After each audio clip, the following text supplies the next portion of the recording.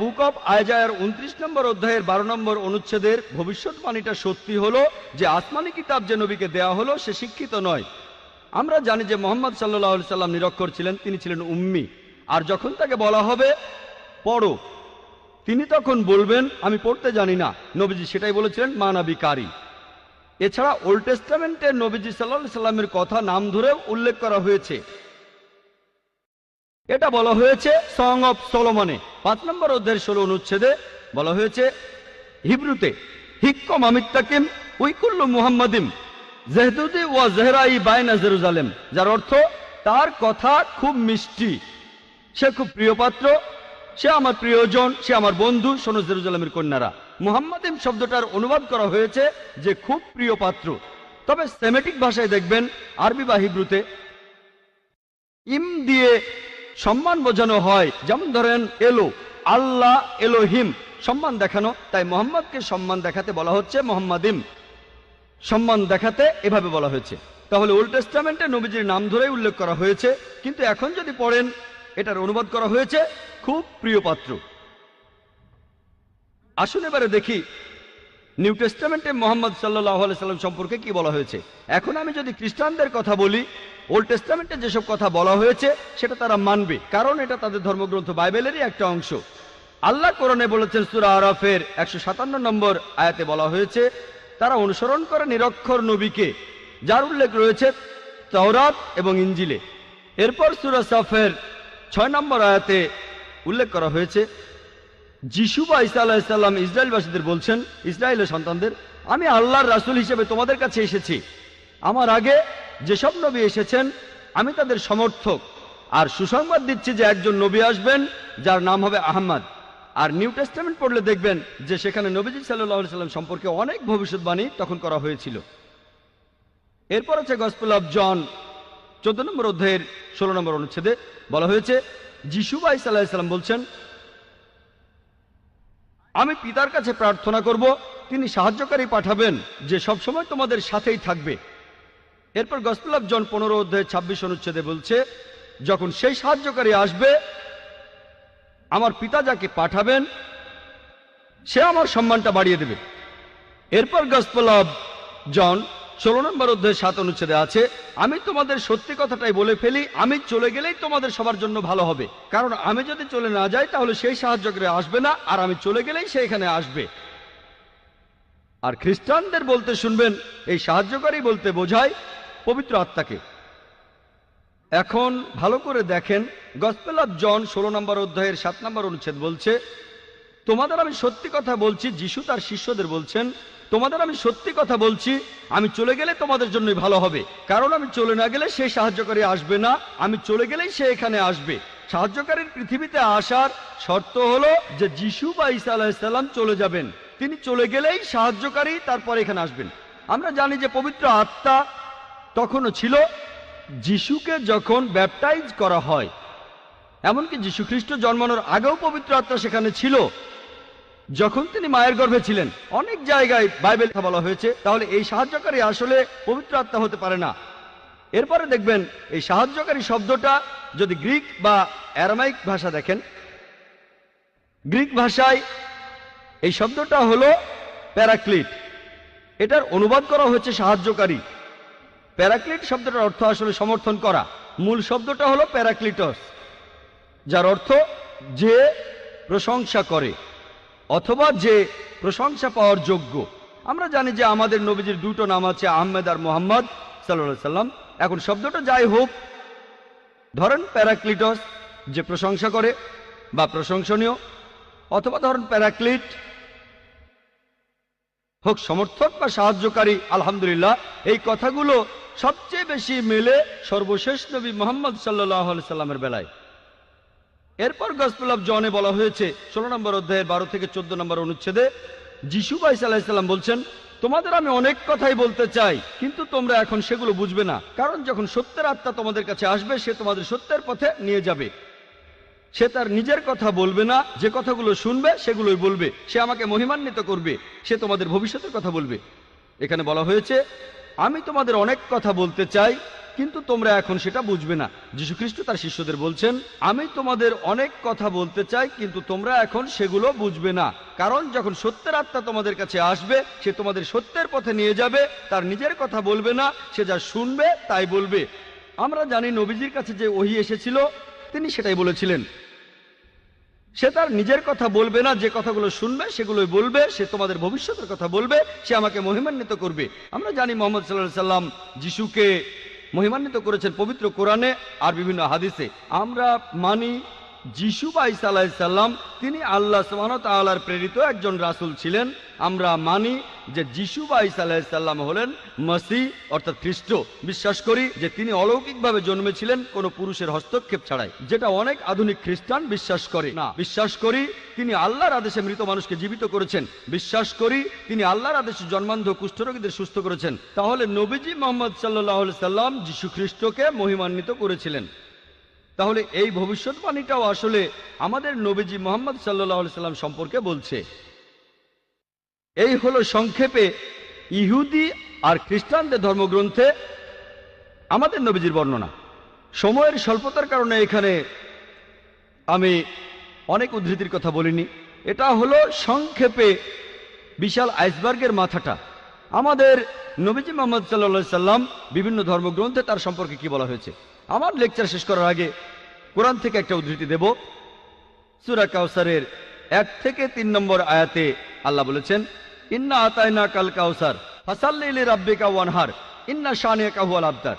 অর্থাৎ আমি তাকে দিয়েছি কল্যাণের প্রাচুর্য কাউসার, আর তুমি কোরবানি করো, প্রতিপালকের নামে সালাত আদায় করো। যদি কেউ তোমাকে ঘৃণা করে মুহাম্মদ সাল্লাল্লাহু আলাইহি সাল্লামকে, সেই ব্যক্তি তখন নির্বংশ হয়ে যাবে। ওয়া আখিরু দাওয়ানা আলহামদুলিল্লাহি রাব্বিল আলামিন।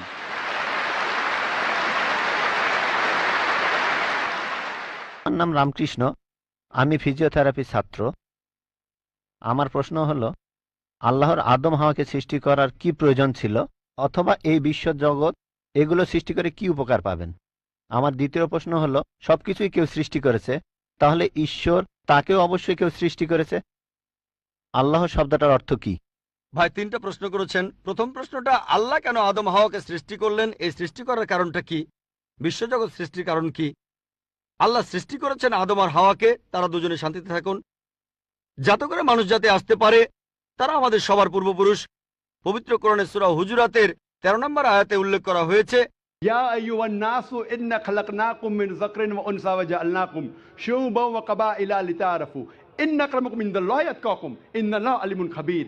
হে মানুষ জাতি, আমি তোমাদের সৃষ্টি করেছি এক পুরুষ ও এক নারী হতে, আর তোমাদের বিভক্ত করেছি বিভিন্ন জাতি আর গোত্রে, যেন তোমরা অন্যের সাথে পরিচিত হতে পারো। এই জন্য নয় যে অন্যকে ঘৃণা করবে। আর আল্লাহর কাছে অধিক মর্যাদা সম্পন্ন সেই ব্যক্তি যার আছে তাকওয়া। আল্লাহ যেটার মাধ্যমে মানুষের বিচার করেন, টাকা পয়সা নয়, গায়ের রং নয়, জাতি বা গোত্র নয়, ধর্মমত নয়, সেটা হলো তাকওয়া। সেটা হলো আল্লাহকে মানা, ন্যায়পরায়ণতা, ধার্মিকতা। তাহলে আদম আর হাওয়া আলাইহিস সালাম তারা আমাদের সবার পূর্বপুরুষ, আপনারও পূর্বপুরুষ, আমারও পূর্বপুরুষ, সব মানুষের। সেজন্য আপনাকে ভাই বলে ডেকেছি। ভাই, সব মানুষ ভাই ভাই। আল্লাহ বলেছেন, ইয়া আইয়ুহান নাস, হে মানুষ জাতি। আর পবিত্র কোরআনে সূরা ইসরার 70 নম্বর আয়াতে উল্লেখ করা হয়েছে, ওয়া লাকাদ কাররামনা বানি আদামা। আল্লাহ তাআলা মর্যাদা দিয়েছেন সব আদম সন্তানকেই। হোক আপনি জন্ম নেন ইন্ডিয়ায়, আমেরিকায়, ইংল্যান্ডে, জন্মান কোনো হিন্দু পরিবারে বা মুসলিম পরিবারে বা খ্রিস্টান পরিবারে, আল্লাহ বলেছেন তিনি সব মানুষকে মর্যাদা দিয়েছেন। মানুষে জন্মালে আল্লাহ তাকে মর্যাদা দেবেন। সে হোক আপনার নাম জাকির, আব্দুল্লাহ, রামু, শঙ্কর, মানুষে জন্মালে আল্লাহ মর্যাদা দেবেন। আপনার প্রশ্নতে আসি, কেন আল্লাহ তাআলা মানুষ সৃষ্টি করলেন? আল্লাহ মানুষ সৃষ্টি করেছেন কারণ আল্লাহ বলেছেন মানুষ হলো আল্লাহ সৃষ্টির মধ্যে সেরা। আল্লাহ তাআলা অন্য যা কিছু সৃষ্টি করেছেন তা আল্লাহকে মানে। ফেরেশতা সৃষ্টি করেছেন, আল্লাহ যে আদেশই দেন ফেরেশতাগণ সে আদেশ পালন করেন, তাদের নিজস্ব ইচ্ছা নেই। মানুষ হলো আল্লাহ তাআলার এমন এক সৃষ্টি যার নিজের ইচ্ছা আছে। আমরা তার কথা মানতেও পারি, নাও মানতে পারি। তাই আল্লাহ আমাদের সৃষ্টি করেছেন, আমরা হলাম তার সৃষ্টির সেরা, আশরাফুল মাখলুকাত। তবে আমরা আল্লাহ তাআলার কথা মানতে পারি, নাও মানতে পারি। যদি আল্লাহর আদেশ মানেন তাহলে জান্নাতে যেতে পারবেন, তাহলে বেহেশতে যাবেন, স্বর্গে যেতে পারবেন।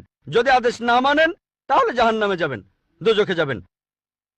তাহলে এই জীবনটা পরকালের জন্য পরীক্ষা। পবিত্র কোরআনে সূরা মুলকে 2 নম্বর আয়াতে উল্লেখ করা হয়েছে, আল্লাযী খালাকাল মাউতা ওয়া হায়াতা, আল্লাহ তাআলা সৃষ্টি করেছেন জীবন ও মৃত্যু তোমাদের পরীক্ষা করার জন্য। তাহলে এই জীবনটা হলো পরকালের জন্য পরীক্ষা। তাহলে আল্লাহ মানুষ সৃষ্টি করেছেন। আর আল্লাহ বলেছেন সূরা জারিয়াতের 56 নম্বর আয়াতে উল্লেখ করা হয়েছে, ওয়ামা খালাকতুল জিন্না ওয়াল ইনসা ইল্লা লিয়াবুদুন, আমি সৃষ্টি করেছি জিন ও মানুষকে যেন তারা আমার ইবাদত করে।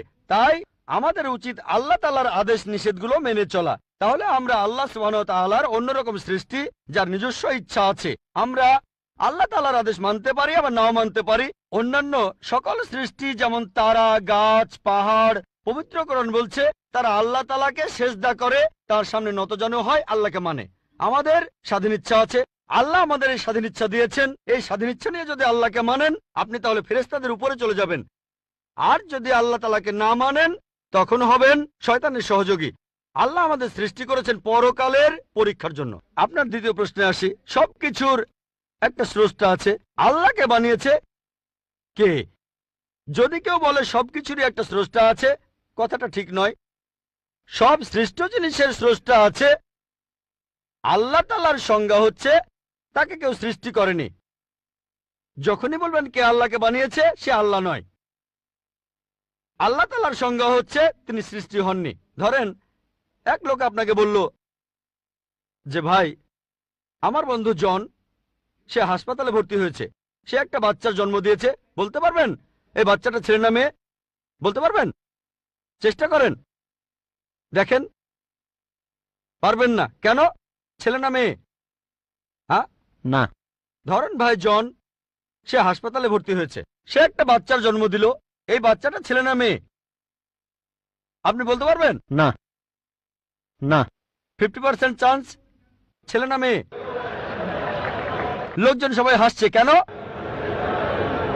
বলতে পারবেন? পারবেন না কেন? যে উত্তরই বলেন সেটা কি ঠিক হবে? চেষ্টা করে দেখেন, যে বাচ্চাটা জন্মালো সে কি ছেলে না মেয়ে?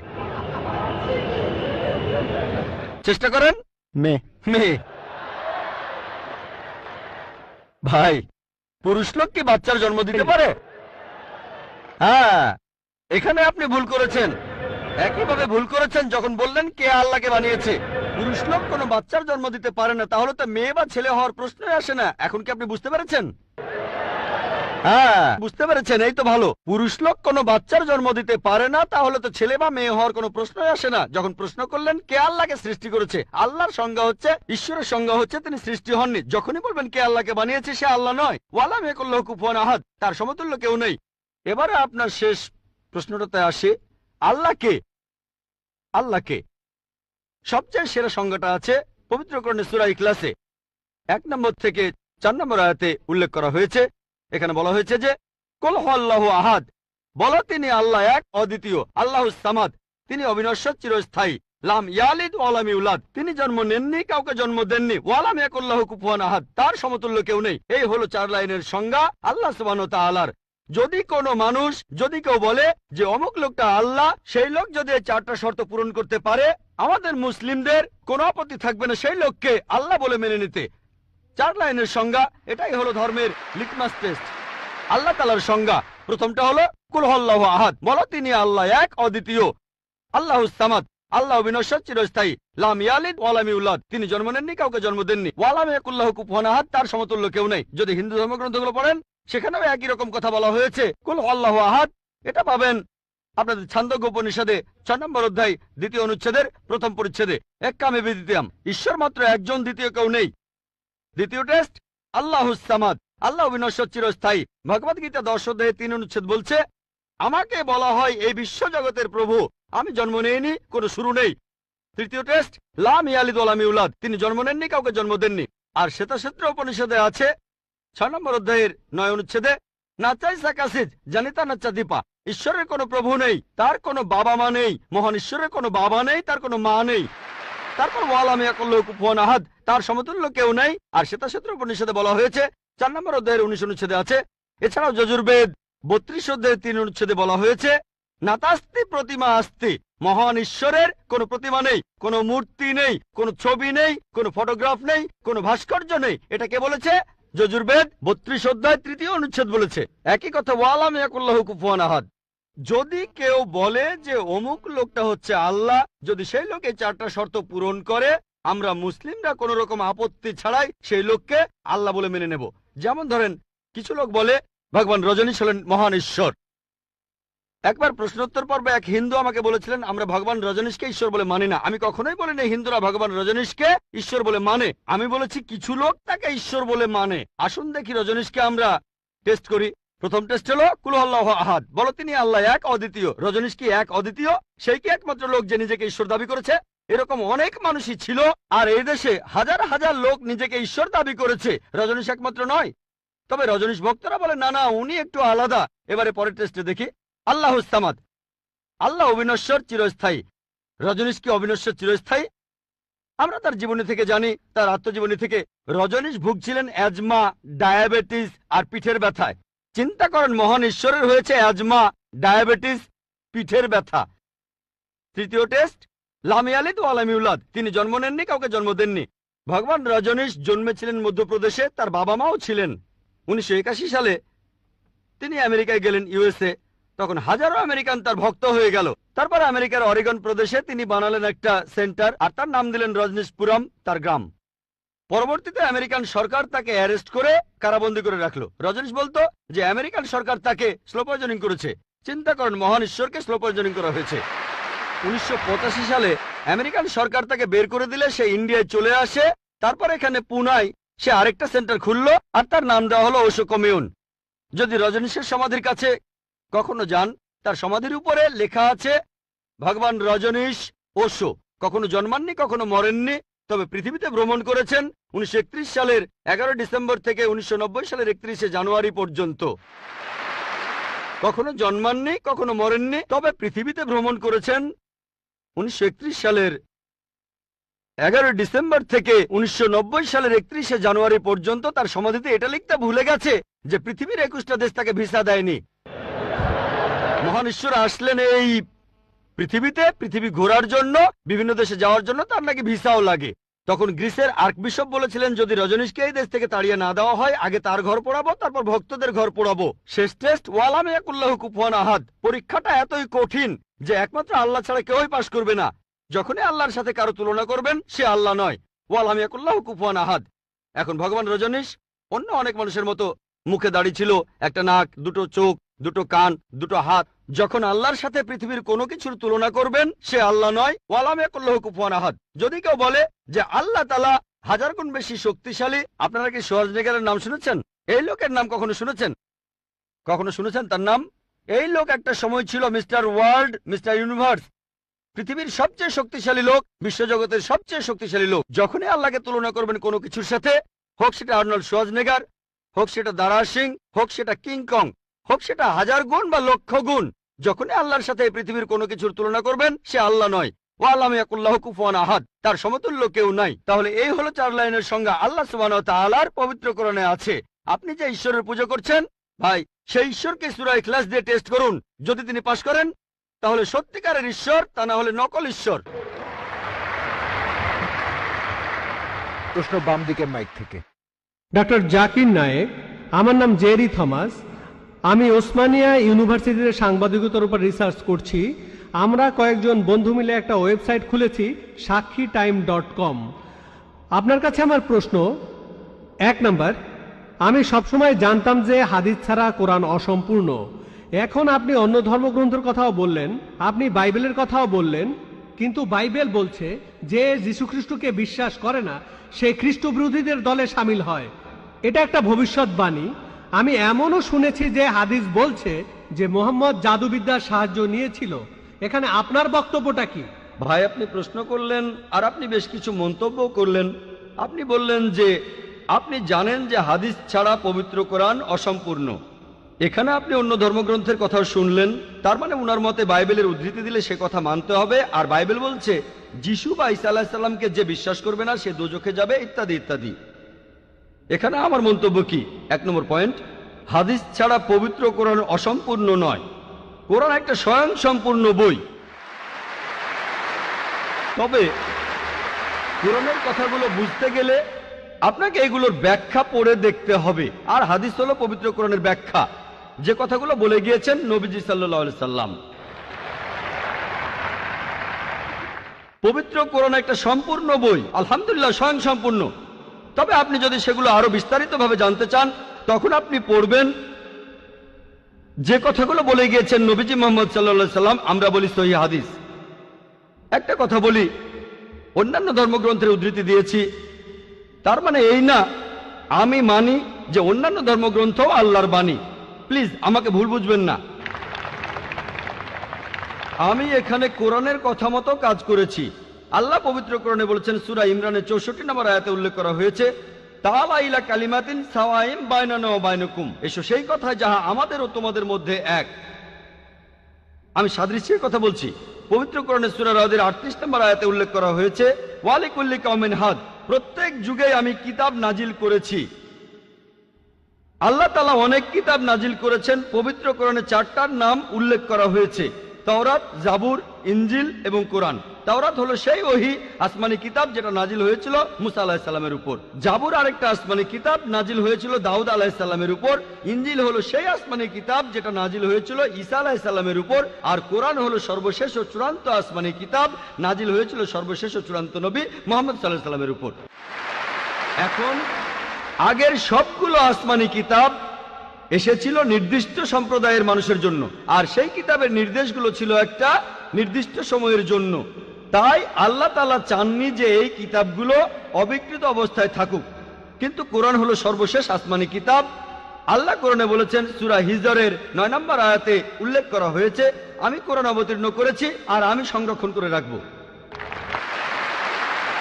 কোরআন হলো একমাত্র ধর্মীয় গ্রন্থ পুরো পৃথিবীর মধ্যে যেটা এখনো অবিকৃত অবস্থায় আছে। শুধু আমি বলছি না, ধর্মের উপরে বিভিন্ন বিশেষজ্ঞরা বলছেন। তাদের একজন উইলিয়াম মুর, তিনি ইসলামের বিরুদ্ধে তীব্র সমালোচনা করতেন। তিনি খ্রিস্টান ছিলেন। 200 বছর আগে তিনি বলেছিলেন, আর কোনো ধর্মীয় গ্রন্থ নেই, আর কোনো ধর্মীয় গ্রন্থ নেই যেটা এখনো অবিকৃত অবস্থায় আছে 1200 বছরের বেশি সময় ধরে। এখন বললে 1400 বছরেরও বেশি। এই কোরআনের মতো তিনি খ্রিস্টান ছিলেন, ইসলাম ধর্মের তীব্র সমালোচক ছিলেন। তিনি সত্যি কথাটা স্বীকার করেছেন, কোরআন অবিকৃত অবস্থায় আছে। কিন্তু অন্যান্য সব ধর্মগ্রন্থ সেগুলোর কথা বদলে গেছে, এমনকি বাইবেলও। আমি বাইবেলকে আল্লাহ তাআলার বাণী বলে মানি না। আমরা মুসলিমরা বিশ্বাস করি সেই ওহীতে যেটা দেওয়া হয়েছিল ঈসা আলাইহিস সালামকে, ইনজিল। কিন্তু এখন আমরা যে বাইবেলটা দেখি, এই বইটা একটা মিশ্রণ। এখানে আল্লাহর বাণী থাকতে পারে, কোরআনের সাথে মিললে আমি আপত্তি না করে মেনে নেব এটা আল্লাহর বাণী। এছাড়াও নবীদের বলা কথা আছে, এখানে ঐতিহাসিকদের বলা কথাও আছে। দুঃখের সাথে জানাচ্ছি, বাইবেলে পর্নোগ্রাফিও আছে। আমি উদ্ধৃতি দিতে পারবো না, আমি পারবো না। বাইবেলে আছে অনেক পরস্পর বিরোধী কথা, বৈজ্ঞানিক ভুল, গাণিতিক ভুল, সেগুলোর কথা এখানে বলছি না। আমি বিতর্ক করেছিলাম ডক্টর উইলিয়াম ক্যাম্বেলের সাথে। তিনি ইসলামের বিরুদ্ধে একটা বই লিখেছিলেন, Quran and Bible in the light of history and science. বলেছিলেন কোরআনে 30টা বৈজ্ঞানিক ভুল আছে। আমি আমেরিকায় গিয়েছিলাম। আমেরিকায় আমরা বিতর্ক করেছিলাম 2000 সালের 1 এপ্রিল, আর টপিক ছিল Quran and Bible in the light of science. তার সব অভিযোগের উত্তর আমি দিয়েছিলাম। তারপর আমি যখন বাইবেলের 38টা ভুলের কথা বললাম, তিনি সেগুলোর উত্তর দিতে পারেননি। পবিত্র কোরআনের সূরা বাকারার 79 নম্বর আয়াতে উল্লেখ করা হয়েছে, فويل للذين يكتبون الكتاب بأيديهم ثم يقولون هذا من عند الله ليشتروا به ثمنا قليلا فويل لهم مما كتبت أيديهم ويل لهم مما يكسبون। দুর্ভোগ তাদের যারা নিজ হাতে কিতাব রচনা করে আর বলে এটা আল্লাহর ওহী। উচ্চমূল্য পাওয়ার জন্য তারা এই কথা বলে, যা লিখেছে সেজন্য শাস্তি তাদের, যা উপার্জন করেছে সেজন্য শাস্তি তাদের। তাই বর্তমানের বাইবেল, হয়তো জানেন এই বাইবেল শব্দটা এটা বাইবেলের মধ্যে কোথাও নেই। এটা এসেছে গ্রিক শব্দ বিবলস থেকে, অর্থাৎ অনেক বই মিলে একটা বই। আর বিশেষজ্ঞরা এখন বলেন এই বাইবেল লিখেছে অনেকজন লেখক, আমি বলছি না, খ্রিস্টান বিশেষজ্ঞরা। তাই বর্তমানের বাইবেলকে আমি আল্লাহর বাণী বলে মনে করি না। একইভাবে যদি জিজ্ঞেস করেন আমি বেদকে আল্লাহর বাণী বলে মনে করি কিনা, বৌদ্ধ ধর্মগ্রন্থগুলোকে আল্লাহর বাণী বলে মনে করি কিনা, পারসি ধর্মগ্রন্থগুলোকে আল্লাহর বাণী বলে মানি কিনা, আমি এখন বলবো হতে পারে আল্লাহর বাণী, নাও হতে পারে আল্লাহর বাণী। আল্লাহ সুবহানাহু ওয়া তাআলা অনেক ওহী নাজিল করেছেন, অনেক কিতাব, কোরআনে 4টার নাম উল্লেখ আছে। তবে এছাড়াও আছে যেমন সুফে ইব্রাহিম, এরকম অনেক আছে। আমি এখানে বলবো হতে পারে হিন্দু ধর্মগ্রন্থ হতে পারে আল্লাহর বাণী, হতে পারে বৌদ্ধ ধর্মগ্রন্থ সেগুলো আল্লাহর বাণী। তারপর পার্সি ধর্মগ্রন্থ আল্লাহর বাণী হতে পারে, কিন্তু আসমানি কিতাব হলেও সেগুলো নির্দিষ্ট জাতি আর নির্দিষ্ট সময়ের জন্য। এখন আপনি মানবেন সর্বশেষ ও চূড়ান্ত কিতাব, সেটা হলো পবিত্র কোরআন। তাহলে প্রত্যেক মানুষই, হোক তার দেশ ইন্ডিয়ায়, আমেরিকাতে, কানাডায়, ইংল্যান্ডে, সিঙ্গাপুরে, সৌদি আরবে, প্রত্যেক মানুষই সর্বশেষ ও চূড়ান্ত ওহী মানবে, অর্থাৎ পবিত্র কোরআন আর সর্বশেষ নবী মুহাম্মদ সাল্লাল্লাহু আলাইহি সাল্লামকে মেনে চলবে। আমি বলছি না যে হিন্দু ধর্মগ্রন্থগুলো আল্লাহর বাণী, আর আল্লাহর বাণী হলেও সেটা নির্দিষ্ট সময়ে নির্দিষ্ট জাতির জন্য ছিল। হিন্দু বিশেষজ্ঞরাও বলেন তাদের ধর্মগ্রন্থ পরিবর্তন হয়েছে, বৌদ্ধ বিশেষজ্ঞরাও বলেন তাদের ধর্মগ্রন্থ পরিবর্তন করা হয়েছে। প্রত্যেক ধর্মের বিশেষজ্ঞরাই, শুধু ইসলাম বাদে সবাই বলে যে তাদের ধর্মগ্রন্থে পরবর্তীতে কথা বদলানো হয়েছে, পরিবর্তন করা হয়েছে। তবে আমি যদি এখানে তর্কের খাতিরে মেনেও নেই এটা আল্লাহ তাআলার বাণী, যদি এমনটা হয় আর সেই ধর্মের অনুসারীরা তারা মানে এটা আল্লাহ তাআলার বাণী, তাহলে সেই ধর্মগ্রন্থ তাদের অক্ষরে অক্ষরে মানা উচিত। বৌদ্ধরা যদি মানে তাদের ধর্মগ্রন্থ আল্লাহ তাআলার বাণী, হিন্দুরা যদি মানে তাদের ধর্মগ্রন্থ আল্লাহ তাআলার বাণী, খ্রিস্টানরা যদি মানে তাদের ধর্মগ্রন্থ আল্লাহ তাআলার বাণী, তাহলে আপনাদের ধর্মগ্রন্থেই বলা হয়েছে আপনাদের মেনে চলতে হবে সর্বশেষ নবীর কথা, মুহাম্মদ সাল্লাল্লাহু আলাইহি সাল্লামের কথা। আপনি তো মনে করেন এটা আল্লাহ তাআলার বাণী, আমি মনে করি হতেও পারে আবার নাও হতে পারে। আপনি মনে করেন সেটাই আল্লাহ তাআলার বাণী, তাহলে আপনি সেটার কথা মেনে চলেন। সর্বশেষ আর চূড়ান্ত নবীকেও আপনি বিশ্বাস করেন। আমি আগেও বলেছি, পবিত্র বাইবেলে গসপেল অফ জন 16 নম্বর অধ্যায়ের 12 থেকে 14 অনুচ্ছেদে আছে, ঈসা আলাইহিস সালাম বলছেন, আমি তোমাদের অনেক কথা বলতে চাই, কিন্তু তোমরা সেটা এখন বুঝতে পারবে না, কারণ যখন সত্যের আত্মা তোমাদের সামনে আসবে সে তোমাদের সত্যের পথে নিয়ে যাবে। সে তার নিজের কথা বলবে না, যা শুনবে সে কথাগুলোই বলবে। সে তোমাদের ভবিষ্যতের কথা বলবে, আমাকে মহিমান্বিত করবে। এ মানুষটা কে? মুহাম্মদ সাল্লাল্লাহু আলাইহি সাল্লাম। মুহাম্মদ সাল্লাল্লাহু আলাইহি সাল্লাম বাদে আর কোন নবী ঈসা আলাইহিস সালামকে কি মহিমান্বিত করেছেন? ঠিকই বলেছেন আপনি, যে ঈসা আলাইহিস সালামকে অস্বীকার করবে সে নরকে যাবে। আপনি বললেন এই কথা, আমি আপনার সঙ্গে একমত। সেই মুসলিম আসলে মুসলিম না যে ঈসা আলাইহিস সালামকে বিশ্বাস করে না। আমরা এখানে বলি আলাইহিস সালাম, আপনি শুধু বললেন যিশু। আমি পারি না, আমাকে বলতেই হবে আলাইহিস সালাম যদি ইসলামের প্রতিনিধিত্ব করি। যদি আমি এই আলাইহিস সালাম শব্দটা না বলি আমাকে বের করে দেওয়া হবে। অনভিজ্ঞ লোক এটা করতে পারে, আমাকে বলতেই হবে আলাইহিস সালাম। তাহলে সেই মুসলিম আসলে মুসলিম না যে ঈসা আলাইহিস সালামকে বিশ্বাস করে না। আমরা মানি যে ঈসা আলাইহিস সালাম হচ্ছেন আল্লাহ সুবহানাহু ওয়া তাআলার প্রেরিত রাসূল। বিশ্বাস করি তিনি অলৌকিকভাবে জন্মেছিলেন, কোনো পুরুষের হস্তক্ষেপ ছাড়াই, যেটা অনেক আধুনিক খ্রিস্টানি বিশ্বাস করে না। আমরা মানি যে তিনি আল্লাহর আদেশে মৃত মানুষকে জীবিত করেছিলেন। আমরা মানি যে তিনি আল্লাহর আদেশে জন্মান্ধর কুষ্ঠরোগীদের সুস্থ করেছিলেন। মুসলিম আর খ্রিস্টানরা এখানে এক। তবে আমি জানি আপনি কি বোঝাচ্ছেন। আপনি যখন বললেন যীশু খ্রিস্টকে বিশ্বাস করা, তার মানে কি বুঝিয়েছেন? যে তিনি ঈশ্বর, তাই না? ওনার মাইক্রোফোনটা অন করেন। যিশুকে বিশ্বাস করা বলতে কি বোঝাচ্ছেন? নবী হিসেবে বিশ্বাস করা? যিশুর এই কথাটা বিশ্বাস করি, আমি সত্য আর জীবনের একমাত্র পথ। এ কথার মানে কি? এর মানে যীশু খ্রিস্ট হলেন ঈশ্বর। ভাই এবারে বাইবেলের উদ্ধৃতি দিলেন। জনে আছে এই কথাটা। আমি আপনাকে রেফারেন্সটা বলছি, রেফারেন্সটা আমি বলছি, সমস্যা নেই। রেফারেন্সটা কি? জনের 14 নম্বর অধ্যায়। আপনিই বললেন। অনুচ্ছেদ? আমাকে বাইবেল দেখে বলতে হবে। জনের 14 অধ্যায়ের 16 অনুচ্ছেদ। ঠিক 16 আছে? নম্বর না, 6 নম্বর অনুচ্ছেদ, 16 নম্বর না। সরি মিস্টার নায়েক, আমাকে বাইবেল শেখানো লাগবে না। আমরা আপনার ভুল ব্যাখ্যাগুলো শুনে আমাদের ওয়েবসাইটে সেটার উত্তর দেব। ভালো কথা। ভাই আপনি উদ্ধৃতি দিচ্ছেন, আপনার ব্যাগে তো বাইবেল আছে, তাই না? ব্যাগ থেকে বাইবেলটা বের করে দেখেন। এটা গসপেল অফ জনের 14 নম্বর অধ্যায় 6 নম্বর অনুচ্ছেদ, 16 নম্বর না।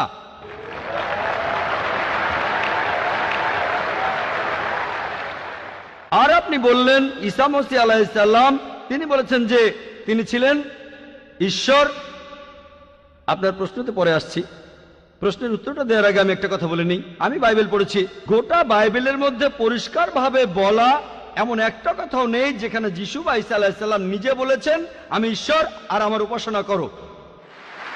যদি কোনো খ্রিস্টান আমাকে দেখাতে পারেন গোটা বাইবেলের মধ্যে পরিষ্কারভাবে বলা মাত্র একটি কথা যে ঈসা আলাইহিস সালাম নিজেই বলেছেন যে আমি ঈশ্বর আর আমার উপাসনা করো, তাহলে আমি ডক্টর জাকির নায়েক আজকেই খ্রিস্টান ধর্ম গ্রহণ করব।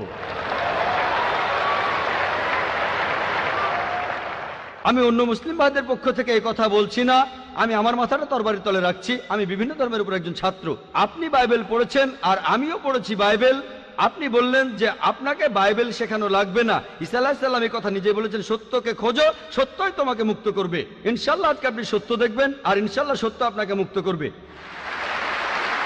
আমি কথাটা আবার বলছি, গোটা বাইবেলে পরিষ্কারভাবে বলা এমন একটা কথাও নেই যেখানে যিশু বা ঈসা আলাইহিস সালাম নিজেই বলেছেন আমি ঈশ্বর আর আমার উপাসনা করো। আপনারা যদি বাইবেল পড়েন, ঈসা আলাইহিস সালাম তার নিজের মুখেই বলেছেন। এটা আছে গসপেল অফ জন 14 নম্বর অধ্যায়ের 28 অনুচ্ছেদে, বলেছেন আমার পিতা আমার চাইতে মহান। গসপেল অফ জন 10 নম্বর অধ্যায়ের 29 অনুচ্ছেদ, আমার পিতা সবার চাইতে মহান। গসপেল অফ ম্যাথিউ 12 নম্বর অধ্যায়ের 28 অনুচ্ছেদ, আমি ঈশ্বরের আত্মার সাহায্যে শয়তানকে তাড়িয়ে দেই। গসপেল অফ লুক 11 নম্বর অধ্যায়ের 20 অনুচ্ছেদ, আমি ঈশ্বরের আঙ্গুলের সাহায্যে শয়তানকে তাড়িয়ে দেই। গসপেল অফ জন 5 নম্বর অধ্যায়ের 30 অনুচ্ছেদ, আমি আমার নিজের থেকে কিছুই করতে পারি না, আমি এখানে বিচার করি আর আমার বিচার সঠিক, কারণ আমি আমার ইচ্ছায় কাজ করি না, আমার পিতার ইচ্ছায় কাজ করি। যদি কেউ বলে সে আল্লাহর ইচ্ছা মতো কাজ করে, সে একজন মুসলিম। ঈসা আলাইহিস সালাম একজন মুসলিম, তিনি নিজেকে ঈশ্বর বলেননি। বুক অব অ্যাক্টসে পরিষ্কার বলা আছে 2 নম্বর অধ্যায়ের 22 অনুচ্ছেদ, বলা হয়েছে হে ইসরায়েলের সন্তানেরা, একথা শোনো, নাজারেত শহরের যিশু ঈশ্বর প্রেরিত একজন পুরুষ তোমাদের মাঝে, সে অনেক অলৌকিক কাজ করবে, সেগুলো তাকে ঈশ্বর করাবেন, তোমরা তার সাক্ষী থাকবে। ঈশ্বর প্রেরিত একজন পুরুষ তোমাদের মাঝে, সে অনেক অলৌকিক কাজ করে দেখাবে, ঈশ্বর তাকে দিয়ে করাবেন আর তোমরা তার সাক্ষী থাকবে। তাই বাইবেল স্পষ্ট করে বলছে যে ঈসা আলাইহিস সালাম ছিলেন একজন মানুষ, তিনি আল্লাহ তাআলার প্রেরিত একজন রাসূল, কিন্তু আল্লাহ নন। গোটা বাইবেলের মধ্যে পরিষ্কারভাবে এমন একটা কথাও নেই যেখানে ঈসা আলাইহিস সালাম নিজেই বলেছেন যে আমি ঈশ্বর, আমার উপাসনা করো। আপনি একটা উদ্ধৃতি দিয়ে সেটা প্রমাণ করতে চাইলেন যে গসপেল অফ জন 14 নম্বর অধ্যায়ের 6 অনুচ্ছেদে বলা হয়েছে যিশু ঈসা আলাইহিস সালাম নিজেই বলেছেন আমি সত্য আর জীবনের একমাত্র পথ, আমাকে ছাড়া আমার পিতার কাছে কেউ যেতে পারবে না। এখানে প্রসঙ্গ ছাড়া উদ্ধৃতি দিচ্ছেন। লোকজন পবিত্র কোরআনের আয়াত নিয়ে প্রসঙ্গ ছাড়া উদ্ধৃতি দেয় দুর্নাম করতে। একইভাবে খ্রিস্টান মিশনারিরা বাইবেলের প্রসঙ্গ ছাড়া উদ্ধৃতি দেয়। আপনাকে একটা সত্য কথা বলি, আপনার বাইবেলটা খোলেন, যদি সন্দেহ থাকে বাইবেলটা খোলেন, প্রসঙ্গ জানতে 1 নম্বর অনুচ্ছেদটা পড়েন। গসপেল অফ জন 14 নম্বর অধ্যায়ের 1 অনুচ্ছেদ বলছে যে তোমরা ভয় পাচ্ছ কেন? যিশু ঈসা আলাইহিস সালাম বলছেন যদি তোমরা ঈশ্বরকে বিশ্বাস করো তাহলে আমাকে বিশ্বাস করো। আমার পিতার রাজ্যে অনেক প্রাসাদ আছে, আমি সেখানে গিয়ে তোমাদের জন্য জায়গা তৈরি করব। আমি যখন যাব আমি তখন বলবো। শিষ্যরা বলল আপনি কোথায় যাবেন? তোমরা জানো না আমি কোথায় যাব? তারা বলল না। তখন শিষ্যরা বলল যে আমাদের পথ দেখান, আপনি যেখানে যাবেন। তখন যিশু ঈসা আলাইহিস সালাম বললেন আমি সত্য আর জীবনের একমাত্র পথ। শিষ্যরা তখন বলল ঈসা আলাইহিস সালামকে যে আমাদের সেই পথ দেখান। ঈসা আলাইহিস সালাম তখন বললেন আমি সত্য আর জীবনের একমাত্র পথ, আমাকে ছাড়া আমার পিতার কাছে কেউ যেতে পারবে না। আমরা মানি যে নবীগণ যখন এসেছিলেন প্রত্যেক নবী ছিলেন সত্য আর জীবনের দেখানো পথ, সেই নবীদের ছাড়া কোনো মানুষই আল্লাহর কাছে যেতে পারতো না। আর যীশু খ্রিস্টের সময়ে আমি বাইবেলের কথা মানছি, যিশু ঈসা আলাইহিস সালাম তিনিই ছিলেন সত্য আর জীবনের একমাত্র পথ। যীশু খ্রিস্টের শিক্ষা ছাড়া কোনো মানুষই তখন আল্লাহর কাছে যেতে পারতো না। মুসা নবীর সময়ে তিনি ছিলেন সত্য আর জীবনের পথ। মুসা আলাইহিস সালামের শিক্ষা ছাড়া কোনো মানুষই আল্লাহর কাছে যেতে পারতো না। এখন দেখেন ঈসা আলাইহিস সালাম নিজেই বলেছেন আমি তোমাদের অনেক কথা বলতে চাই। শিষ্যদের বলছেন, এটা আছে গসপেল অফ জন 16 নম্বর অধ্যায়ের 12 থেকে 14 অনুচ্ছেদে, আমি তোমাদের অনেক কথা বলতে চাই কিন্তু তোমরা সেগুলো এখন বুঝবে না, কারণ যখন সেই সত্যের আত্মা আসবে সে তোমাদের সত্যের পথে নিয়ে যাবে। সে তার নিজের কথা বলবে না, যা শুনবে সে কথাই বলবে, সে তোমাদের ভবিষ্যতের কথা বলবে, আমাকে মহিমান্বিত করবে। আর এখন দেখবেন, ভালো করেই দেখবেন যে নবীজি মুহাম্মদ সাল্লাল্লাহু আলাইহি সাল্লাম তিনি সত্য আর জীবনের একমাত্র পথ। মুহাম্মদ সাল্লাল্লাহু আলাইহি সাল্লাম যা শিখিয়েছেন সেগুলো ছাড়া কেউ আল্লাহর কাছে যেতে পারবে না। আর মুহাম্মদ সাল্লাল্লাহু আলাইহি সাল্লাম ছিলেন সর্বশেষ আর চূড়ান্ত নবী। এখনকার দিনে দেখবেন হোকসাই লোক বাস করছে আমেরিকায়, কানাডায়, ইংল্যান্ডে, ইন্ডিয়ায়, সৌদি আরবে, পৃথিবীর যেখানেই থাকুক, এখনকার দিনে সবার জন্য মুহাম্মদ সাল্লাল্লাহু আলাইহি সাল্লাম তিনি হলেন পথ, সত্য আর জীবনের। মুহাম্মদ সাল্লাল্লাহু আলাইহি সাল্লাম যা শিখিয়েছেন সেগুলো ছাড়া কেউ আল্লাহর কাছে যেতে পারবে না। আর প্রায় সব ধর্মগ্রন্থ এরকম কথা বলছে, এমনকি বাইবেলও। আশা করি আপনি সত্যটা জানতে পেরেছেন, আর ইনশাআল্লাহ আপনি সত্যের কাছে এসেছেন, সত্য আপনাকে মুক্ত করবে।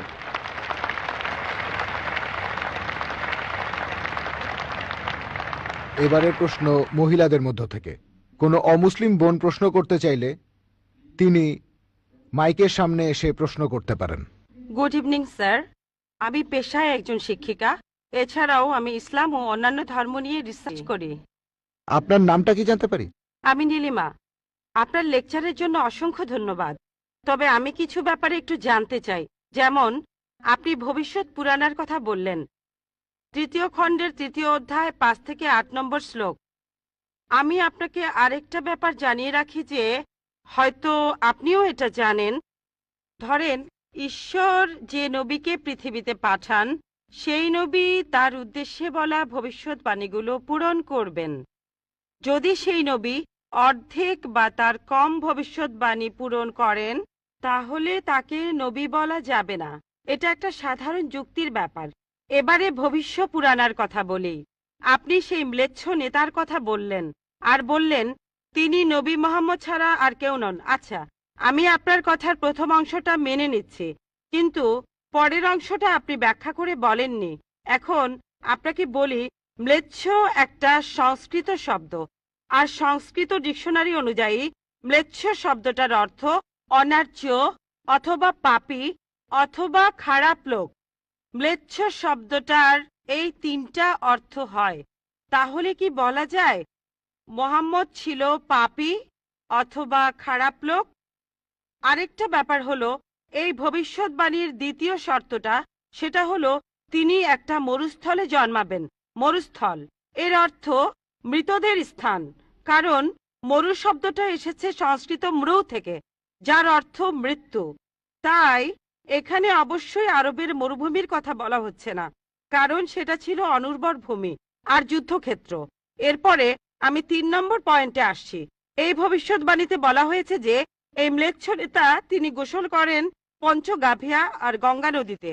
আর এটা আমরা সবাই জানি যে গঙ্গা নদী, এই নদীটা আরবে নয়, গঙ্গা নদী রয়েছে ইন্ডিয়ায়। এটা পৃথিবীর সবাই জানে। এবার পঞ্চগাভিয়ায় গোসল করা সম্পর্কে বলি। পঞ্চগাভিয়া মানে গরু থেকে উৎপন্ন 5টা উপাদান। এই উপাদানগুলো হলো দুধ, দই, ঘি, প্রস্রাব, গোবর। এখন ভবিষ্যৎবাণীটাকে সত্যি হতে গেলে এই কথাটাও তাহলে সত্যি হতে হবে। আপনি কি আমাকে পবিত্র কোরআনের এমন কোনো আয়াত দেখাতে পারেন যেখানে বলা আছে যে মোহাম্মদ গোসল করেছিল গঙ্গার জলে বা সেই 5টা উপাদান দিয়ে, অর্থাৎ দুধ, দই, ঘি, প্রস্রাব আর গোবর? তাহলে আজকে ইসলাম গ্রহণ করব। Thank you sir. বোন, আপনি ঠিক বলেছেন যে ভবিষ্যৎবাণীর কথা বলা হচ্ছে, যদি তার অর্ধেকের বেশি পূরণ না হয় তাহলে ভবিষ্যৎবাণী ভুল। আমি একমত বোন, আপনার সঙ্গে একমত। আমি আপনার 3টি প্রশ্নের উত্তর দেব। দেখা যাক আজকে আপনি ইসলাম গ্রহণ করেন কিনা। এটাও হতে পারে আপনি আমার সঙ্গে একমত হবেন না। আমি যা বলবো, আমি একমত। ম্লেচ্ছ এই শব্দটা 3টি অর্থ আছে। ম্লেচ্ছ এর একটা অর্থ হলো অনার্য অর্থাৎ বিদেশি, আরেকটা অর্থ হচ্ছে পাপী, আরেকটা অর্থ হলো খারাপ লোক। আর দেখবেন ইন্ডিয়ায় হিন্দুরা সাধারণত মুসলিমদের বলে থাকে ম্লেচ্ছ। তারা যখন এভাবে বলে তারা আসলে বোঝায় পাপী আর খারাপ লোক, কিন্তু এর আরেকটা অর্থ হলো বিদেশি। যখন আমি লেকচারে কোনো ধর্মগ্রন্থ থেকে উদ্ধৃতি দেই, সেখানে একটা শব্দের যদি অনেক অর্থ হয়, ব্যাপারটা এমন না ধরেন শব্দটার 4টা অর্থ আছে, তার মধ্যে 3টা অর্থ এখানে খাটে না, মাত্র একটা ঠিক হলেও অর্থ সঠিক হতে পারে। যেমন ধরেন কোরআন বলছে তোমরা শূকর খেও না। আজকে যদি ডিকশনারি খোলেন, এই শূকর শব্দটার একটা অর্থ হলো পুলিশ অর্থাৎ পুলিশ অফিসার, তাহলে একটা অর্থ শূকর, আরেকটা অর্থ পুলিশ অফিসার। তবে কোরআন বাইবেল এটা বোঝায়নি। বাইবেলে বুক অব লেভিটিকাস 11 অধ্যায় 7 থেকে 8 অনুচ্ছেদে আছে, বুক অব ডিউটেরোনমি 14 অধ্যায়ের 8 অনুচ্ছেদে আছে, বুক অব আইজায়া 65 অধ্যায়ের 2 থেকে 5 অনুচ্ছেদে আছে, বলা হয়েছে তোমরা শূকর খেও না। কিন্তু পুলিশকে বোঝায়নি বাইবেল। যদি আপনি বিভিন্ন ধর্মের ছাত্রী হয়ে থাকেন, যদি 10টা অর্থ থাকে সেখানে একটা অর্থও খাটে, দেখতে হবে সেটা সঠিক কিনা। 2টো সঠিক হতে পারে, 3টা সঠিক হতে পারে, সবগুলো সঠিক হতে পারে, কিন্তু যদি মাত্র একটা অর্থ সঠিক হয় এতেও ভবিষ্যৎবাণীটা ফলে যেতে পারে। আমি আপনার সঙ্গে একমত যে ম্লেচ্ছ এর একটা অর্থ অনার্য, ইন্ডিয়ানদের দিক থেকে একজন বিদেশি। আর আমি আমার লেকচারে তখন বলেছিলাম ম্লেচ্ছ শব্দের অর্থ হচ্ছে বিদেশি। আর আপনি ভুল পথে গিয়ে বলছেন এখানে ম্লেচ্ছ মানে হচ্ছে পাপী। আপনি আসলে এখানে ভুল বুঝেছেন বোন।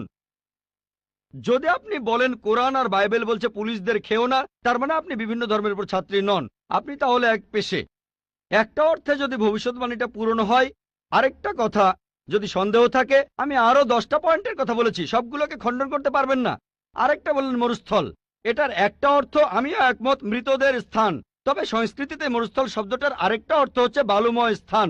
আপনি আজকে ডিকশনারি চেক করেন, সেখানে দেখবেন আমাদের ইসলামিক রিসার্চ ফাউন্ডেশনে এখানে সংস্কৃত ডিকশনারিও আছে। আমি বিভিন্ন ধর্মের উপর ছাত্র, এটা মানছি যে একটা অর্থ হচ্ছে মৃতদের স্থান, আরেকটা অর্থ হচ্ছে বালুময় স্থান। কিন্তু ভুল অর্থটা আপনি নিচ্ছেন কেন? তাহলে তো আপনি ভুল পথে চলে যাবেন। যদি পারমুটেশন আর কম্বিনেশন গুলো দেখেন, অন্য যে পয়েন্টগুলো বলেছি সেগুলো পুরোপুরি সঠিক। এখানে আপনাকে সঠিক উত্তরটা বেছে নিতে হবে। তাহলে মরুস্থল শব্দটার একটা অর্থ হলো বালুময় স্থান বা মরুভূমি। আপনার তৃতীয় প্রশ্নতে আসি, আপনি ইসলাম গ্রহণ করবেন ইনশাল্লাহ। তৃতীয় প্রশ্নটা, আমি যে ভবিষ্যৎবাণীটার কথা বলেছি যে নবী মোহাম্মদ সাল্লাল্লাহু আলাইহি সাল্লাম পঞ্চগর্ভে গোসল করেছিলেন গঙ্গা নদীতে, এখানে বুঝে নিতে হবে যখন আমরা বলছি যে হিন্দুদের রীতি অনুযায়ী যে কেউ পঞ্চগর্ভে বা গঙ্গায় গোসল করবে তার অর্থ বিশুদ্ধ হবে। একটা অর্থ শারীরিকভাবে গঙ্গায় ডুব দিলেন, আমারও মনে হয় না নবীজি ইন্ডিয়ায় এসে গঙ্গায় ডুব দিয়েছিলেন। আরেকটা অর্থ বিশুদ্ধ হওয়া, তখন ব্যাখ্যা করিনি কারণ লেকচারটাই অনেক লম্বা ছিল। এই টপিকটা নিয়ে আমি সারাদিন কথা বলতে পারি, আমি এখানে খুব বিস্তারিত বলিনি। আমি প্রত্যেকটা ভবিষ্যৎবাণী নিয়েই আরো কয়েক মিনিট বলতে পারি, সব মিলিয়ে ঘন্টাখানিক বলতে পারবো। এখানে পঞ্চগর্ভে গোসল করা মানে হচ্ছে বিশুদ্ধ হওয়া। এখানে প্রসঙ্গটা বুঝতে হবে, শারীরিকভাবে গোসল করার অর্থ এখানে বলা হয়নি। আর আপনি গঙ্গার পানিতে ডুব দিলেই বিশুদ্ধ হয়ে যাবেন এমন কোনো নিশ্চয়তা নেই, বিশুদ্ধ না হওয়ার সম্ভাবনাই বেশি। এটা হচ্ছে হিন্দুদের রীতি অনুযায়ী বলা। তাই এখানে ভবিষ্যৎবাণীটা বলছে যে নবী মোহাম্মদ সাল্লাল্লাহু আলাইহি সাল্লাম পঞ্চগর্ভে গোসল করেছিলেন। তার মানে এই না যে তিনি এখানে এসেছিলেন, মানে হলো আল্লাহ তাআলা তাকে বিশুদ্ধ করেছিলেন। আমরা বিশ্বাস করি যে আল্লাহ তাআলার সকল নবী, সকলেই হোক তিনি মুসা বা ঈসা আলাইহিস সালাম অথবা মুহাম্মদ সাল্লাল্লাহু আলাইহি সাল্লাম, তারা সকলেই ছিলেন মাসুম, তারা ছিলেন নিষ্পাপ, ছিলেন বিশুদ্ধ। তাহলে আল্লাহর সকল নবী, আল্লাহ যাদের পৃথিবীতে পাঠিয়েছিলেন, আমরা মানি যে তারা সকলেই নিষ্পাপ, সকলেই মাসুম, সকলেই বিশুদ্ধ। তাহলে আপনার উত্তরটাও পেলেন। আশা করি ইনশাল্লাহ আপনি ইসলাম গ্রহণ করবেন বোন। এবারের প্রশ্ন আমার বাম দিকের মাইক থেকে। আমার নাম প্রেম আদভানি, আমি নয়াদিল্লি থেকে এসেছি, রিটায়ার্ড চাকরিজীবী আর অমুসলিম। আমার প্রশ্নটা হলো, ইসলামের অতীত ইতিহাস খুবই গৌরবের, বর্তমানেও ইসলাম ধর্মের মাথা উঁচু করে থাকার কথা ছিল। আমার মনে হয় মুসলিমদের কাজকর্মের মধ্যে স্বচ্ছতা থাকা উচিত। অন্য সব মানুষকেও তাদের জানতে দেওয়া উচিত যে তারা কি কি কাজ করেছে বিভিন্ন মাদ্রাসা আর মসজিদ ইত্যাদি জায়গায়, যাতে করে মানুষজন জানতে পারে যে এসব জায়গায় কি হচ্ছে। তখন ব্যাপারটা অনেক স্বচ্ছ হবে, কেউ তখন আর ভুল বুঝবে না। ধন্যবাদ ভাই, খুব সুন্দর প্রশ্ন করেছেন। তবে আপনার উত্তর দেওয়ার আগে আগের বোন যে প্রশ্নগুলো করেছিলেন সে ব্যাপারে কিছু কথা বলি। তার 3টা প্রশ্ন, সেখানে আমার মেয়ে রুজদা নায়কের গানের কথাগুলো মনে পড়ল। শেষ গানটা যে don't talk to me about Mohammad সাল্লাল্লাহু আলাইহি সাল্লাম, আর কোঅর্ডিনেটর বলেছিলেন গানের কথাগুলো একটু মনোযোগ দিয়ে শুনবেন। আপনারা যদি কথাগুলো শুনে থাকেন, এটা নবীজি সাল্লাল্লাহু আলাইহি সাল্লামের একটা সিরাত যে একদিন মোহাম্মদ সাল্লাল্লাহু আলাইহি সাল্লাম হেঁটে যাচ্ছিলেন, তখন এক পথচারীর সঙ্গে তার দেখা হলো। সে নবীজির বিরুদ্ধে কথা বলতে লাগলো, ও এই নবী মোহাম্মদ খুবই খারাপ লোক, তার সঙ্গে কথা বলো না। সে কিন্তু মোহাম্মদ সাল্লাল্লাহু আলাইহি সাল্লামের সঙ্গে কথা বলছে, সে জানে না। ওই লোকটাই মোহাম্মদ সাল্লাল্লাহু আলাইহি সাল্লাম। সে নবীজির কাছে বলল, পথে হাঁটতে হাঁটতে, নবী মোহাম্মদ খুবই খারাপ লোক, তার কথা শুনো না, তার কথা শুনলে বিপর্যয় হয়ে যাবে, সবার জন্য খারাপ হবে, ইত্যাদি ইত্যাদি। গানটাতে এই কথাগুলো বলা হয়েছিল। লোকটা নবীজিকে বলল, তবে আপনি খুব ভালো মানুষ, আর আপনাকে সাবধান করছি ওই মোহাম্মদ লোকটার কথা শুনবেন না সাল্লাল্লাহু আলাইহি সাল্লাম। সে ভণ্ড, নাউজুবিল্লাহ, সে খুব খারাপ মানুষ, নাউজুবিল্লাহ। এরকম আরো অনেক কথা। তবে নবীজিকে বলল, আপনি খুব ভালো মানুষ, আপনি দয়ালু, আপনি পরোপকারী, আপনার নামটা জানতে পারি? নাম শুনে বলল, কি? আপনি কি বললেন? আমি কি ঠিক শুনছি? আপনার নাম মোহাম্মদ সাল্লাল্লাহু আলাইহি সাল্লাম? তখন সে বলল, আশহাদু আল্লা ইলাহা ইল্লাল্লাহ ওয়া আশহাদু আন্না মুহাম্মাদুর রাসূলুল্লাহ। যখন সেই লোকটা বুঝতে পারলো যে এই লোকটাই মোহাম্মদ সাল্লাল্লাহু আলাইহি সাল্লাম, আমি অন্য মানুষের কাছে শুনেছিলাম সে খুব খারাপ মানুষ, ইনি তো ভালো মানুষ, তখনই সে ইসলাম গ্রহণ করলো। তাই আমার প্রিয় বোন, উনি একটু আগে যখন প্রশ্নগুলো করেছিলেন তখন আমার মেয়ের গানের কথাগুলো মনে পড়েছিল। নবীজি সাল্লাল্লাহু আলাইহি সাল্লামের সেই সিরাতটা, যেখানে এক পথচারী নবীজির কাছে এই নবীজি সম্পর্কে বদনাম করছিল, তবে তখনই সত্যিটা জানার পর সেই লোক শাহাদা উচ্চারণ করেছিল। আশা করি ইনশাল্লাহ আমাদের বোনও শাহাদা দেবেন, আর আমি দোয়া করি আল্লাহ যেন তাকে হেদায়েত দান করেন। ভাই, আপনি খুব সুন্দর প্রশ্ন করেছেন। আর বললেন যে ইসলামের অতীত ইতিহাস খুবই গৌরবের। তারপর বলছেন স্বচ্ছতা থাকার প্রয়োজন আছে, বিশেষ করে মাদ্রাসাগুলোতে। কে আপত্তি করবে? আমি একমত ভাই, আমি সম্পূর্ণ একমত। কে বলছে যে স্বচ্ছতা থাকবে না? শুধু স্বচ্ছতায় নয়, আমি চাই অমুসলিম ছাত্রছাত্রীরা মাদ্রাসায় লেখাপড়া করুক। আমি এটাও জানি ভাই, আমি জানি আপনি এখানে মিডিয়ার কথাগুলো বলছেন, যে মিডিয়া বলছে যে মাদ্রাসাগুলো হলো সন্ত্রাসবাদের আখড়া। মিডিয়া বলছে, আপনি না, মিডিয়া। মাদ্রাসা আরবি শব্দটার অর্থ যেখানে শিক্ষা দেওয়া হয়, আরেকটা বিশ্ববিদ্যালয়ের মতো। স্কুল বলতে পারেন, কলেজ বলতে পারেন, ইউনিভার্সিটিও বলতে পারেন। তবে মিডিয়া মাদ্রাসাগুলোকে এমনভাবে তুলে ধরে, যদি কোনো মাদ্রাসায় যান আপনি সন্ত্রাসী হয়ে যাবেন। মিডিয়া বলে আপনি না।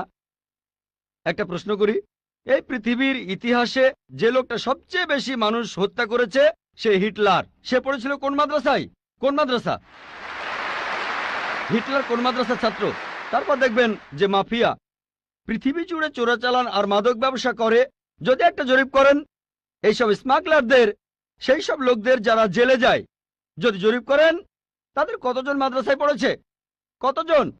খুব কম থাকতে পারে, খুব কম। বেশিরভাগই ভার্সিটিতে পড়েছে। কোন ভার্সিটি? আধুনিক ভার্সিটি, স্কুল, কলেজ। তাহলে কি বলবেন স্কুল বন্ধ করে দাও? এটা কি বলবো যে আজ থেকে স্কুল কলেজ বন্ধ, বিএ পড়া বন্ধ, বিকম বন্ধ, বিএসসি বন্ধ? না, কারণ আমি তো স্কুলে পড়াশোনা করেছি। স্কুলে শেখানো হয় না যে ডাকাতি করবেন, চোরাচালানি করবেন, দেশের বিরুদ্ধে যুদ্ধ করবেন। এই লোকগুলো স্কুলে পড়াশোনা করেছে, কিন্তু তারা স্কুলগুলোর কুলাঙ্গার। আর হিটলারও হয়তো আধুনিক শিক্ষা পেয়েছিল। আমি নিশ্চিত তার স্কুল তাকে শেখায়নি যে তুমি 60 লক্ষ ইহুদিকে হত্যা করো। তাহলে বুঝতে পারছেন এরা কুলাঙ্গার। তবে সামগ্রিকভাবে দেখবেন যে এই দেশে প্রতি বছর হাজার হাজার ছাত্র মাদ্রাসা থেকে পাশ করে। নাদবা থেকে, দেওবন্দ থেকে হাজার হাজার ছাত্র। আপনি কি বলবেন এরা সবাই মানুষ মারছে? মোটেই তা নয়। মিডিয়া ব্যাপারটা এভাবে তুলে ধরছে। এখন দেখবেন সরকার মাদ্রাসাগুলোতে যাবে। গত বছর বা তার আগের বছর সরকার নাদবা মাদ্রাসায় গিয়েছিল। তারা মাদ্রাসায় গিয়ে একটা সার্চ ওয়ারেন্ট বের করলো, চেক করবে। কি চেক করবে?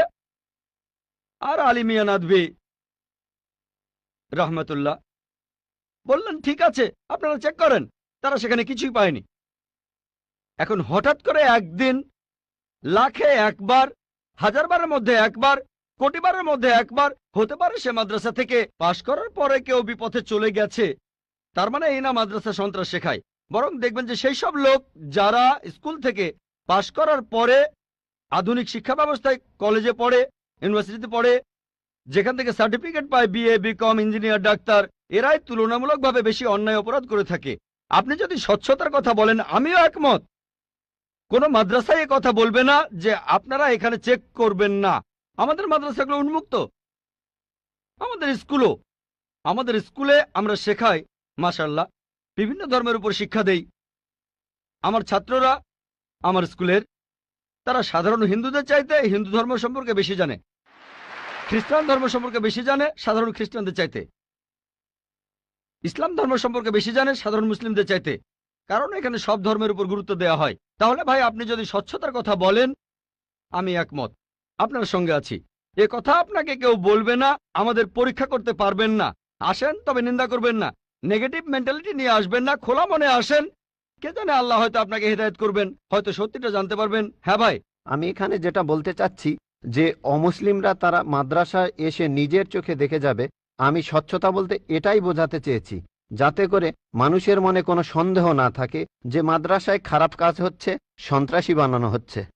ভাই খুব সুন্দর প্রশ্ন করেছেন। মাদ্রাসাগুলোকে স্বচ্ছ বানাবো যাতে অমুসলিমরা এসে পড়তে পারে। ভাই প্রথমে আমন্ত্রণ জানাচ্ছি আপনাকে, আপনার ছেলে মেয়েদের আইআরএফে আসেন, আমি আপনাকে আমন্ত্রণ জানাচ্ছি। আর ইসলামিক রিসার্চ ফাউন্ডেশনে একটা লাইব্রেরি আছে। এই লাইব্রেরিটা গোটা ইন্ডিয়ার মধ্যে বিভিন্ন ধর্মগ্রন্থের সংগ্রহের দিক থেকে একটা প্রথম শ্রেণীর লাইব্রেরি। আমাদের লাইব্রেরিতে 200-রও বেশি আলাদা আলাদা বাইবেল আছে। বাইবেলের 50টা এডিশন আছে। শুধু ভগবদ গীতার অনুবাদে আছে 50টা।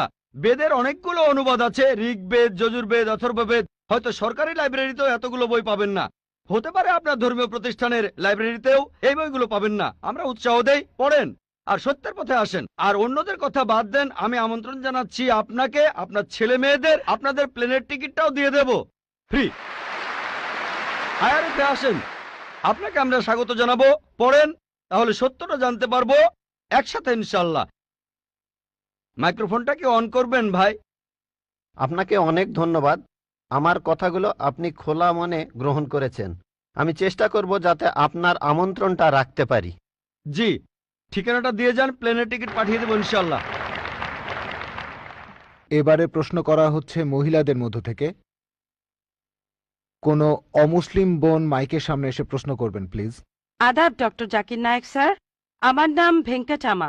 আমি গত কয়েক বছর ধরে এক মুসলিম মহিলার সাথে আছি। আমার প্রশ্নটা হলো, সবাই বলে কোনো ধর্মই খারাপ কথা বলে না, কিন্তু মুসলিমরা কেন অন্য ধর্মের লোকদের ইসলাম গ্রহণ করতে বলে?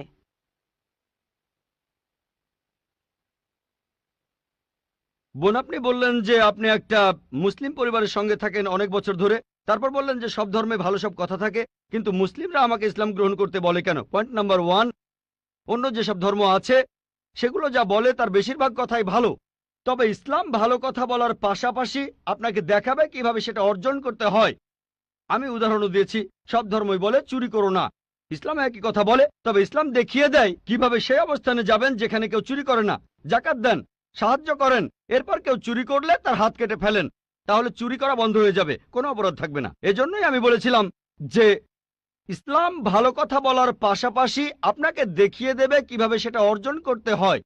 2 নম্বর পয়েন্ট, আমি বিভিন্ন ধর্মের একজন ছাত্র হিসেবে বলছি, যদি আপনি হিন্দু ধর্মগ্রন্থগুলো মেনে চলেন, মনে হয় আপনি হিন্দু, যদি হিন্দু ধর্মগ্রন্থগুলো মেনে চলেন, যদি একজন ভালো হিন্দু হন, আপনাদের ধর্মগ্রন্থই বলছে ঈশ্বর মাত্র একজন।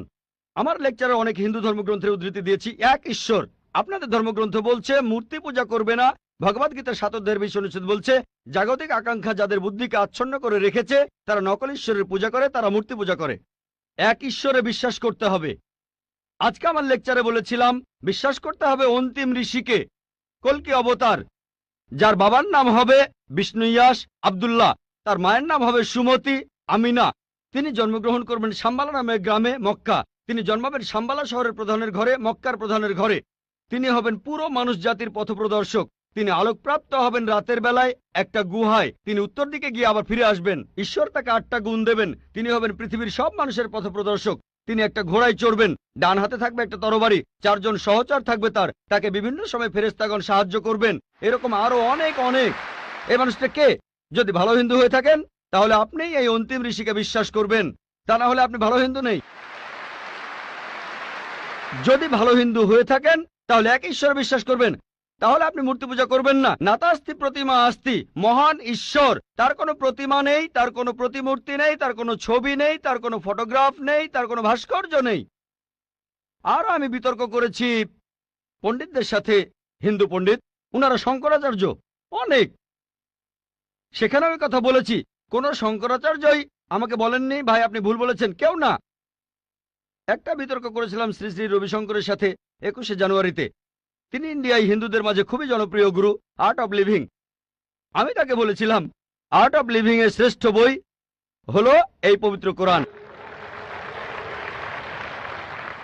আমি তাকে মুসলিমদের এই আর্ট অব লিভিং এ আমন্ত্রণ জানিয়েছিলাম। আমরা সংখ্যায় এখন 130 কোটি, 130 কোটি মুসলিম। আমি তাকে আমন্ত্রণ জানিয়েছিলাম যদি তিনি ধর্মগ্রন্থগুলো মানেন, তিনি বেদের উপরে একজন বিশেষজ্ঞ, তাকে এটা মানতেই হবে। একইভাবে বোন, আপনাকে বুঝতে হবে অন্য সব ধর্মগ্রন্থগুলো হয়তো আল্লাহর বাণী আপনি বলছেন, সময় বদলানোর সাথে সাথে সেগুলোও কিন্তু বদলে গেছে। স্বামী বিবেকানন্দ বলেছেন বেদের 99%ই হারিয়ে গেছে, বাকি যে 1% আছে সেটা আমাদের কঠোরভাবে মানতে হবে। কঠোরভাবে মানে অন্তিম ঋষিকেও মানতে হবে। তাহলে কঠোরভাবে মানলে আপনি মোহাম্মদ সাল্লাল্লাহু আলাইহি ওয়াসাল্লামকেও মানবেন, আপনি কোরআনকেও মানবেন। আর আমি আপনাকে এখানে আমন্ত্রণ জানাচ্ছি, এই শান্তির ধর্মে আমন্ত্রণ জানাচ্ছি, যাতে করে আপনি আল্লাহর কাছাকাছি আসতে পারেন। এবারের প্রশ্ন আমার বাম দিকের মাইক থেকে। ইসলাম ধর্মে পাপের সংজ্ঞাটা কি? পাপের প্রকারভেদগুলো কি? আর এই পাপের সাথে হিন্দু আর খ্রিস্টান ধর্মে যে পাপের কথা বলা হয়েছে তার পার্থক্য কি? ধন্যবাদ। এবারের প্রশ্ন আমার বাম দিকের মাইক থেকে। ইসলাম ধর্মে পাপের সংজ্ঞাটা কি? পাপের প্রকারভেদগুলো কি? আর এই পাপের সাথে হিন্দু আর খ্রিস্টান ধর্মে যে পাপের কথা বলা হয়েছে তার পার্থক্য কি? ধন্যবাদ। ভাই, আপনি প্রশ্ন করলেন যে ইসলাম ধর্মে পাপের সংজ্ঞাটা কি, আর হিন্দুইজম বা খ্রিস্টান ধর্মের পাপের সাথে এর পার্থক্যটা কোথায়। এক কথায়, পাপ মানে আল্লাহর আদেশগুলো অমান্য করা। আল্লাহ আমাদের নির্দেশ দিয়েছেন, যদি তার বিরুদ্ধে যান সেটাই পাপ। যেমন ধরেন, আল্লাহ তাআলা বলেছেন তোমরা প্রার্থনা করো, যদি প্রার্থনা না করেন তাহলে পাপ করছেন। আল্লাহ তাআলা বলেছেন তোমরা মদ খেও না, যদি মদ খান তাহলে পাপ করছেন। তাহলে আল্লাহ তাআলার আদেশ অমান্য করা, এক কথায় সেটাই পাপ। আর সব ধর্মে পাপের সংজ্ঞাটা এটাই। হিন্দু আর খ্রিস্টান ধর্ম একই কথা বলছে। আশা করি উত্তরটা পেয়েছে। এবারের প্রশ্ন আমার বাম দিকের মাইক থেকে। আমি অ্যান্টনি, আমি ফিলোসফির একজন ছাত্র। আপনার লেকচার থেকে আজকে যেটা শিখলাম যে সব ধর্মই বলে এমন সব কথা যেগুলো কমন, আর এমনকি মোহাম্মদও কমন, সব ধর্মেই আছে। কিন্তু পবিত্র কোরআনটা কোন দিক থেকে আলাদা? কোরআন এমন কি বলছে যেটা অন্য ধর্মে বলা নেই? যেমন ধরেন মোহাম্মদ, তার কথা সব ধর্মের বইতেই তো বলা হয়েছে। ভাই, খুব সুন্দর প্রশ্ন করেছেন। আপনি বললেন যেটা কমন সেটা মেনে চলতে। সব ধর্মগ্রন্থই বলে মুহাম্মদের কথা, আর কোরআনও বলছে মুহাম্মদের কথা। এখানে নতুন কি আছে? খুবই সুন্দর প্রশ্ন। অন্য সব ধর্মই বলে যে পরবর্তীতে একজন নবী পৃথিবীতে আসবেন, আর বাইবেলও বলছে। আপনি তো খ্রিস্টান, সম্ভবত আপনি পবিত্র বাইবেল পড়েছেন। গসপেল অফ জন 16 নম্বর অধ্যায়ের 12 নম্বর থেকে 14 অনুচ্ছেদে আছে, ঈসা আলাইহিস সালাম শিষ্যদের বলছেন, আমি তোমাদের অনেক কথা বলতে চাই, কিন্তু তোমরা এখন সেটা বুঝতে পারবে না, কারণ যখন সত্যের আত্মা তোমাদের সামনে আসবে সে তোমাদের সত্যের পথে নিয়ে যাবে। আর সে তার নিজের কথা বলবে না, যা শুনবে সে কথাগুলোই বলবে। সে তোমাদের ভবিষ্যতের কথা বলবে, সে আমাকে মহিমান্বিত করবে। তার মানে সব ধর্মগ্রন্থ, হিন্দু, পার্সি, বৌদ্ধ, ইহুদি, খ্রিস্টান সবাই বলছে একজন নবী পৃথিবীতে আসবেন, একজন নবী আসবেন। কিন্তু কোরআন বলছে ইনি সেই নবী যার উপর কোরআন নাজিল হয়েছে। সেই নবী চলে এসেছেন। যখন আপনি ক্লাস 1-এ পড়ছেন, আপনার স্কুলে সবার উপরে ক্লাস 10, তারপর ক্লাস 2-তে উঠলেন, তখনও লক্ষ্য ক্লাস 10, তারপর ক্লাস 3-তে উঠলেন, তখনও ক্লাস 10ই লক্ষ্য। এখানে শুধু স্কুলের কথা বলছি। Class 5, class 6, class 7, class 8, class 9, তারপর ক্লাস 10-এ উঠলেন, তারপর এসএসসি পরীক্ষা দেবেন, ঠিক? তার মানে এই না যে ক্লাস 1 আর ক্লাস 10-এর পড়াশোনা এক। আপনি ক্লাস 10-এর জন্য প্রস্তুতি নিচ্ছেন। প্রস্তুতি নেওয়া হয়েছে 1400 বছর আগে। আল্লাহ তাআলা এই নবীকে পাঠিয়েছেন। যীশু খ্রিস্ট বলেছেন, আমি তোমাদের অনেক কথা বলতে চাই, কিন্তু তোমরা এখন তা বুঝতে পারবে না, কারণ যখন সত্যের আত্মা তোমাদের সামনে আসবে সে তোমাদের সত্যের পথে নিয়ে যাবে। তাহলে 1400 বছর আগে আল্লাহ তাআলা বুঝেছিলেন যে সেটাই সঠিক সময়। এখন পৃথিবীর মানুষ এই কথাগুলো বুঝতে পারবে, অর্থাৎ পবিত্র কোরআন। অন্যান্য সব ধর্মগ্রন্থে কথা বলা হয়েছে যে মহান ঈশ্বর একজন। বর্ণনাগুলো হয়তো আলাদা। সব ধর্মগ্রন্থই বলছে এক স্রষ্টার কথা। আমরা মানব নবীদের আর চূড়ান্ত নবী মুহাম্মদ সাল্লাল্লাহু আলাইহি ওয়াসাল্লামকে। সারমর্মটা হচ্ছে একই, বর্ণনাগুলো হয়তো আলাদা। আর পবিত্র কোরআনে সূরা মাইদা 3 নম্বর আয়াতে বলা হয়েছে, আজ এই দিনে আমি তোমাদের দিন পূর্ণাঙ্গ করলাম, তোমাদের দিন মনোনীত করলাম ইসলাম, তোমাদের প্রতি আমার অনুগ্রহ সম্পূর্ণ করলাম পুরো মানুষ জাতির জন্য। পবিত্র কোরআন নাজিল হওয়ার পর নতুন কিছু যোগ করা যাবে না, কোনো কিছু বাদ দেওয়া যাবে না। আমি এই কথা আগেও বলেছি। আপনারা তো বলেন ওল্ড টেস্টামেন্ট আর নিউ টেস্টামেন্ট, পবিত্র কোরআন হলো লাস্ট টেস্টামেন্ট। তাহলে পার্থক্যটা হলো এই পবিত্র কোরআন হলো শেষ কিতাব, আল্লাহ তাআলার নাজিলকৃত লাস্ট টেস্টামেন্ট। আপনারা বলেন ওল্ড টেস্টামেন্ট আর নিউ টেস্টামেন্ট। পবিত্র কোরআন হলো লাস্ট টেস্টামেন্ট। অন্য সব ধর্মগ্রন্থ সেগুলো বলছে একটা বইয়ের কথা, পবিত্র কোরআন। মুহাম্মদ সাল্লাল্লাহু আলাইহি সাল্লামের ক্ষেত্রে একই কথা। অন্য ধর্মগ্রন্থ বলে যে নবী মুহাম্মদ আসবেন। ইসলাম আমাদের শেখায় আল্লাহ নবীর কাছে যে কিতাব নাজিল করেছেন আর আমাদের নবীজির হাদিসের মাধ্যমে, এটাই হলো চূড়ান্ত ধর্ম পুরো মানুষ জাতির জন্য। আদম আলাইহিস সালাম থেকে, প্রথম মানুষটা থেকে শেষ দিন পর্যন্ত এখনো আছে, শেষ পর্যন্ত থাকবে। অন্য সব ধর্মই বলছে এক ঈশ্বরের কথা, বলছে যে শেষ নবী আসবেন। আপনাকে এটা মানতে হবে। এটা মানতে হবে, প্রয়োগ করতে হবে, তাহলে সত্যিকারের খ্রিস্টান হতে পারবেন। সেজন্য আমি বলি, ইসলাম আর খ্রিস্টান ধর্মের সাদৃশ্যের উপর আমি একটা লেকচার দিয়েছিলাম, সেখানে প্রমাণ করেছি যে মুসলিমরা আমরা খ্রিস্টানদের চাইতে অনেক বেশি খ্রিস্টান। খেয়াল করে দেখবেন, আমরা যীশু খ্রিস্টকে সাধারণ খ্রিস্টানদের চাইতে অনেক বেশি মানি। আমার ভিডিও ক্যাসেট দেখতে পারেন, ইসলাম ও খ্রিস্টান ধর্মের সাদৃশ্য। এবারের